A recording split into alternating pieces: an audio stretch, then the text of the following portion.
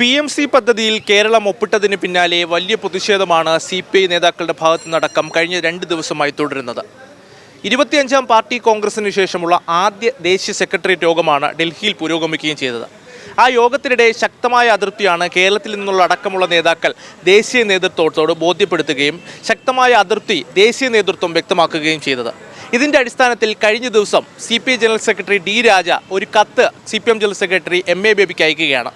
സംസ്ഥാന നേതാക്കളുടെ അടക്കം അതിർത്തി വ്യക്തമാക്കിക്കൊണ്ടായിരുന്നു ഈ കത്ത് നൽകിയത്.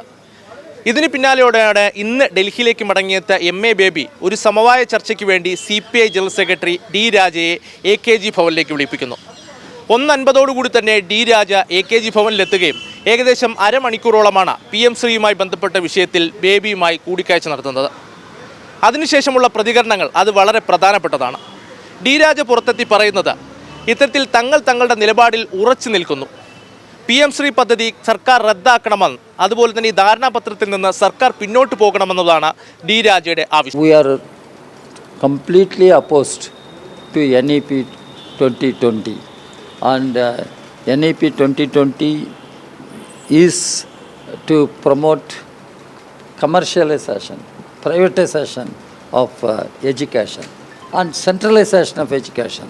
The union government can snatch away all the powers of the state governments and union government can take unilateral decisions whatever may be.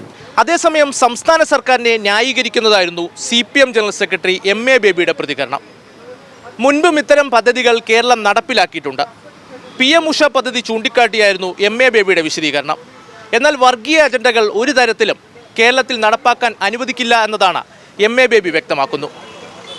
അതേസമയം ഇക്കാര്യം മുൻപ് MA ബേബിക്ക് അറിയാമോ എന്ന ചോദ്യത്തിനോട് പ്രതികരിക്കാനോ കൃത്യമായ മറുപടി നൽകാനോ CPM ജനറൽ സെക്രട്ടറി തയ്യാറായില്ല. ഇപ്പം ഈ PM ശ്രീയിലെല്ലാം പറയുന്ന മിക്കവാറും കാര്യങ്ങൾ കേരളത്തിൽ ഇടതുപക്ഷ ജനാധിപത്യ മുന്നണി ഗവൺമെൻറ് നിർവഹിച്ചതാണ് വിദ്യാഭ്യാസ രംഗത്ത്. സ്മാർട്ട് ക്ലാസ് റൂമുകൾ, ലാബറട്ടറികൾ, ലൈബ്രറികൾ, ഈ സൗകര്യങ്ങളെല്ലാം ഉണ്ട്. പക്ഷെ ഇതിനെ മുന്നോട്ട് കൊണ്ടുപോകണം. PM ശ്രീ എന്ന് പറയുന്ന പദ്ധതി അടുത്ത വർഷമാകുമ്പോഴത്തേക്ക് നിങ്ങൾക്കറിയാം തീരാൻ പോവുകയാണ്. അപ്പോൾ തീരാൻ പോകുന്ന ആ പദ്ധതിയിൽ ഇപ്പം ഈ പറഞ്ഞ പോലെ MOU വന്നത് എന്തുകൊണ്ടാണ്?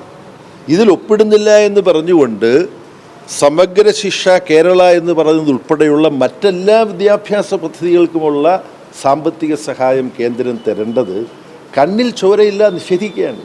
ഇതിനെക്കുറിച്ച് ഒരു ചർച്ചയും നമ്മുടെ സമൂഹത്തിൽ നടക്കുന്നില്ല, മാധ്യമങ്ങളും ചർച്ച ചെയ്യുന്നില്ല. ശക്തമായ അതിർത്തി സംസ്ഥാനത്തെ CPI നേതാക്കൾ ഉയർത്തിയിട്ടും കൃത്യമായ ഒരു മറുപടി നൽകാൻ ഇതുവരെ CPM ദേശീയ നേതൃത്വം തയ്യാറായിട്ടില്ല. സംസ്ഥാനത്തെ നേതാക്കൾ ഈ വിഷയം ചർച്ച ചെയ്യുമെന്നതാണ് CPM ജനറൽ സെക്രട്ടറി വ്യക്തമാക്കിയിരിക്കുന്നത്. ഇതുതന്നെയാണ് CPI ജനറൽ സെക്രട്ടറി D രാജയും ചൂണ്ടിക്കാണിക്കുന്നു. പക്ഷേ വിദ്യാഭ്യാസ മന്ത്രിയോടക്കം വലിയ അതിർത്തി CPI ചൂണ്ടിക്കാണിക്കുകയാണ്. എങ്ങനെയാണ് ഇത്തരമൊരു പ്രസ്താവന വിദ്യാഭ്യാസ മന്ത്രിക്ക് പറയുവാൻ സാധിച്ചത്?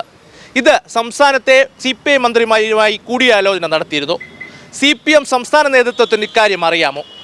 എന്തായാലും വരും ദിവസങ്ങളിലും വലിയ ചർച്ചകൾ സംസ്ഥാന തലങ്ങളിൽ നടക്കുമെന്ന കാര്യത്തിൽ യാതൊരുവിധ സംശയവുമില്ല. പക്ഷേ ഈ പദ്ധതി ഒപ്പിടുന്നതിന് മുമ്പ് എങ്ങനെയാണ് MA ബേബി CPIയുമായെല്ലാം ഈ വിഷയം ചർച്ച ചെയ്യുമെന്നൊരു ഉറപ്പ് നൽകിയത്? ആ ഉറപ്പ് പാലിക്കപ്പെട്ടില്ല എന്ന വിമർശനം കഴിഞ്ഞ ദിവസം CPI നേതാക്കൾ ഉയർത്തിയപ്പോഴും ഈ വിഷയത്തിൽ മൗനമായിരുന്നു MA ബേബിയുടെ ഭാഗത്തുനിന്നുണ്ടായത്. ഇന്നും സമാനമായ രീതിയിൽ സംസ്ഥാന നേതാക്കളെ ന്യായീകരിച്ചുകൊണ്ട് തന്നെയാണ് CPI ദേശീയ നേതൃത്വം വരികയും പൂർണ്ണമായും ഈ വിഷയം കൈയൊഴിയുകയും ചെയ്തത്. എന്തായാലും എന്ത് തീരുമാനിക്കണം, ഇനി എങ്ങനെയാണ് PM ശ്രീ പദ്ധതിയുമായി മുന്നോട്ട് പോകുക എന്ന കാര്യങ്ങൾ തീരുമാനിക്കുക സംസ്ഥാനത്തെ കേരളത്തിലെ CPI CPM നേതാക്കളായിരിക്കും. മുഖ്യമന്ത്രി അടക്കം മടങ്ങിയെത്തിയ ശേഷമായിരിക്കും ഇക്കാര്യങ്ങൾ ചർച്ചകളും നടക്കുക.